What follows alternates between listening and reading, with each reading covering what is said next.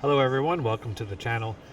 I am going to do a very quick review or walk around of the 2024 Toyota Sequoia Capstone Edition, which is the highest level trim for the Sequoia. I really love the styling of the Sequoias. I fell in love with them when they first were released. Um, it's basically a SUV version of the Toyota Tundra, and but these have been around for a little while. I'm just going to show you, a little bit of the outside and the inside, but I'm not so sure it's really worth it. Real quickly, I'll get into the price. So the SR5 starts at just over $61,000, but the Capstone, which is the one I'm showing you here, starts, and I said starts, at $78,000, and that is a lot of money. And honestly, I feel like the materials, it pretty much resembles the Tundra. And I love the Tundra, but I just feel like the materials feel a little cheap inside, and I would expect a lot more if I'm paying that much money for an SUV.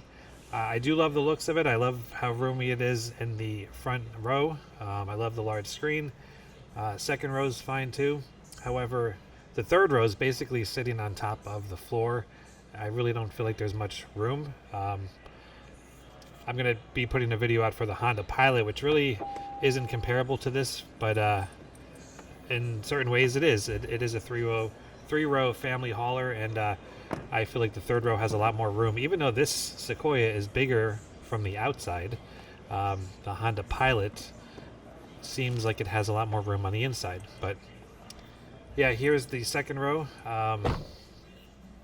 There are lots of vents in the second row and climate controls in this version. Again, I have plenty of headspace, although it does dip down on the side, and I'm 5'10". If I was 6 foot, my head would be a little bit closer. I feel like there's more space in the back room, especially with headroom in the Lexus, in the GX, even though that's a slightly smaller SUV. And here's another view of the front dashboard. And as you can see, the climate controls I was referring to before, along with USB ports and an AC port plug as well. The interior is very nice. Again, it is the Capstone, so I would expect it to be. Again, I just feel like some of the materials and the plastic finishes feel a little cheap, but I love the panoramic sunroof. Although for this amount of money, I'd honestly rather go with the Lexus GX. It is a little bit more off-road capable, and it is a third row. It comes with a third row option as well, and it's surprisingly less expensive. Sort of. It depends on the trim again, but I think that would be the option I would go. But this is a very nice looking SUV. If you can afford it and you like the style, then by all means, but I have a feeling I don't see many on the roads, and I think the reason is because of the price point. And I think Toyota really needs to do something about that, because I feel like Toyota especially has been really raising the prices on their vehicles to a point where it's steering a lot of people away from their brand.